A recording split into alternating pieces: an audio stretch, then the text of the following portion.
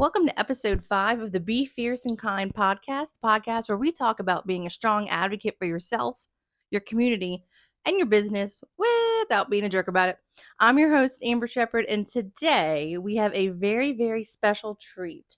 You guys and gals, and everybody has heard me talk about her before, but she is in the studio. Studio is my office. She's in the studio today. Tubbs Sheppard. Tubbs is my service dog. And I wanted to take today, it is the 5th episode of the podcast.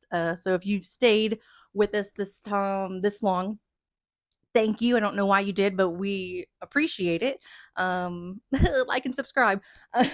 But March 5th is my birthday. 5 has always been my lucky number. Basically because I was born on March 5th. That's about it. But anyway, it's always been associated with me. So I decided that since we are flip-flopping back and forth in between episodes where we're talking about legal information for your business and disability advocacy, mental health advocacy, I wanted to do a business episode and then a personal episode back and forth. One, so you guys don't pass out listening to us, but two, just so you can learn a little bit more about Be Fierce and Kind, who we are and what we do. Real briefly, it's pretty easy. It's me, Amber, and Tubbs. Okay, we're done. That's the end of the podcast. I'm just kidding. I did want to talk about how Tubbs and I met. Meet cute. Sorry, Nora Ephron.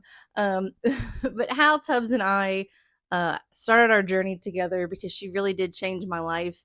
I don't think I'd be facetious in saying that I changed her. She's a rescue dog. So about 5 years ago, I had the first cat I ever had. Her name was RuPaul Charles Xavier Sheppard. I know it's a great name. If any drag performers out there would like to use it, please feel free. Just make sure that that tuxedo cat is in, your costume somewhere so we can all enjoy it. But she had passed away in March, and I was really missing out on an animal. She helped me through a really deep depression, and it's no surprise to y'all that I've suffered from depression, anxiety, PTSD for a long time. And I wanted another animal, but I didn't want a cat. She was really special. So I went to 8 different animal shelters or adoption events. Didn't see a dog that I resonated with until I met Tubbs. Tubbs was at the St. Tammany Parish Animal Services shelter in Lacombe, Louisiana. And I saw her the first time, but it was very loud. And if you have autism like me, I was very overwhelmed and I wanted to leave immediately. But when I met her, they took her out of her cage because she was with the big dogs. You can't tell if you're watching this on YouTube or on the internet. She's very short. She goes up to maybe my knees, and I'm only about 5'1". But she's with the big dogs. And she was the only dog there that was, all the dogs were barking. She didn't bark. She captured my little heart, but I was very overwhelmed. So me and my boyfriend left. That was on a Saturday. Couldn't stop thinking about her. Fast forward, I sent probably 3 emails through like Pet Finder, the animal shelter website itself, to tell them like, I want this dog. Don't give this dog away. They're closed on Sunday, right? Monday morning comes around when they finally open, right? They're probably sick of me emailing them. They're like, well, we can't hold her, but if you're the first one here, you can have her. Well, I had a doctor's appointment. Let me tell y'all, I was so stressed out that they were going to give this dog away. But obviously, I think I was like the first person there that morning. And I got her. And the rest is a match made in heaven. Her story is, I think, really important, because I think this is why she's so good at being a service animal, an empathetic animal that just understands stress and anxiety in other people. Her story, she was given away twice. They found her one time in the streets of Slidell, roaming with another dog, and then another time someone adopted her, right? And then another time they found her in the woods. And the funny part is, funny now, she was found in the woods right near where my parents live. So it was kind of funny that we were searching for each other and we're so close to each other that whole time, but our paths never crossed until they finally did. So anyway, Tubbs had always, like, when I got her, she had a really good temperament. She did used to like to eat her harness. Thank you. But she had a really good temperament. I noticed, my boyfriend noticed that she would be able to alert when a panic attack was about to happen before I did. And I'm not going to lie to y'all, this took me a while to figure out that that's what she was doing, because I'd be like, she's being weird again. She's just staring at me, and why is she pawing me? It's weird. Yeah, well, we figured that out, and she got specific training for that. Um, so I took her to obedience school at North Shore Canine Academy. At the time, they were in Slidell, Louisiana. Now they're in Hattiesburg. And she went through obedience training with them, and we quickly all realized that she was very special. So we started working on specific tasks for her.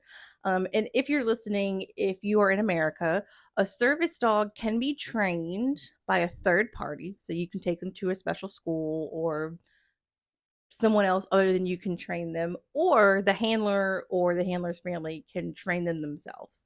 It's very important that you specifically train them for certain work or task. It's not just them providing comfort. So we did that with Tubbs. She does a couple of different things. She does medical alert for panic attacks, anxiety attacks, high heart rate, which is all, symptoms of the same thing.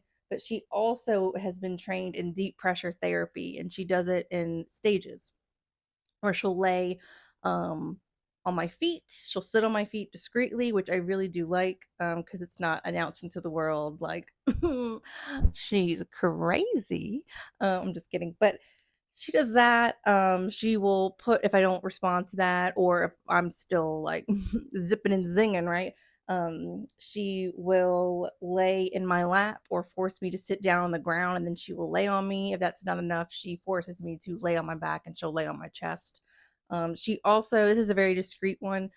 We ended up segueing her into therapy dog work, which is separate from service dog work, right? So therapy dogs, well, I guess I should go back, right? Service dogs are dogs that are trained, again, by a third party, or the handler or the handler's family themselves, specifically to perform work or task for an individual that has a disability. The work or task is pertaining to that disability. Okay, that's a service dog. It's one person. Here we are.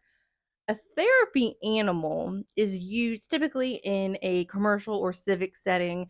That dog or cat, it can be any animal within reason, right? They're trained to provide comfort. They are trained to um, alleviate some kind of symptom, but it's not for one person. Um, it's for the whole world, right? Well, Tubbs was the first therapy dog in St. Tammany Parish Courthouse. She worked with children well, let me back up. She worked with traumatized individuals.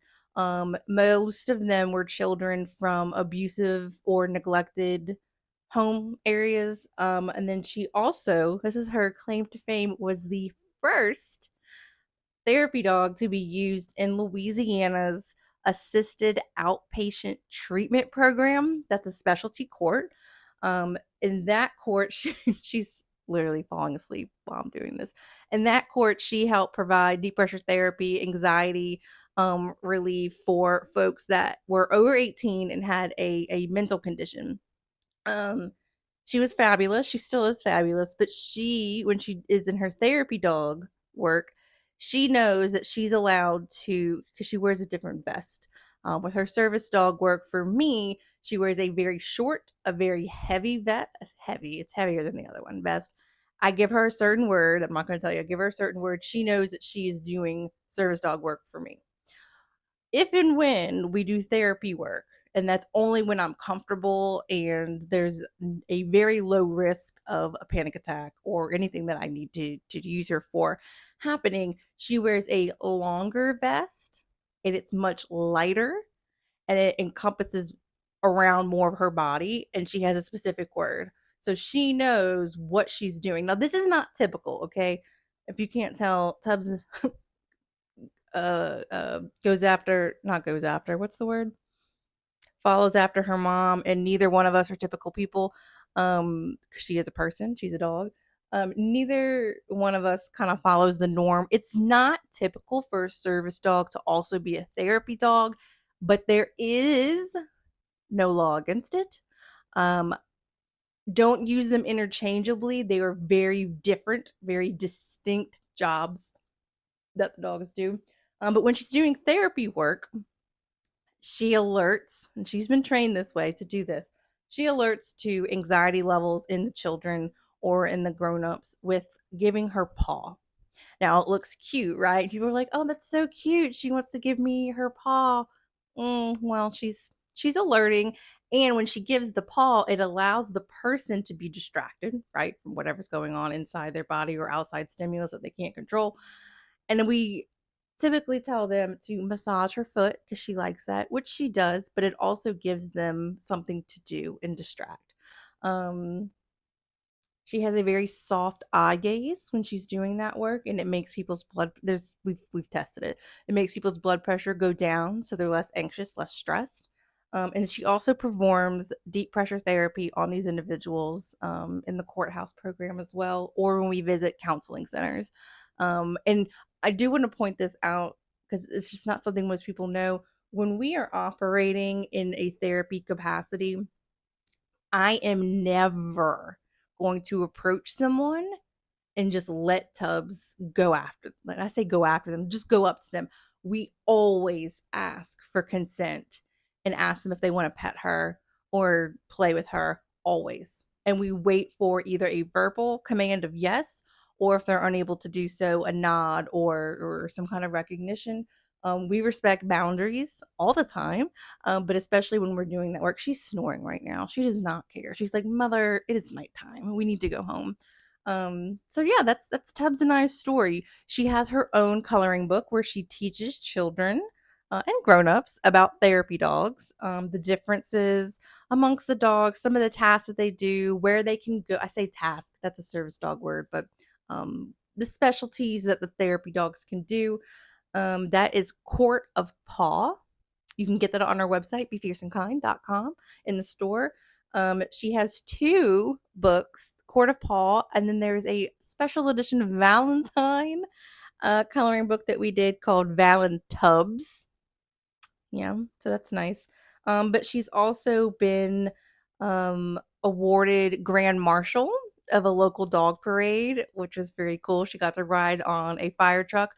Didn't care, didn't have one care. She just sat on that truck like she owned the place. So yeah, that's just a little bit about our story and kind of segueing into service and therapy dogs.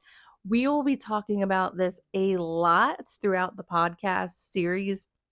But I just want to give you guys kind of our little story here. That's it.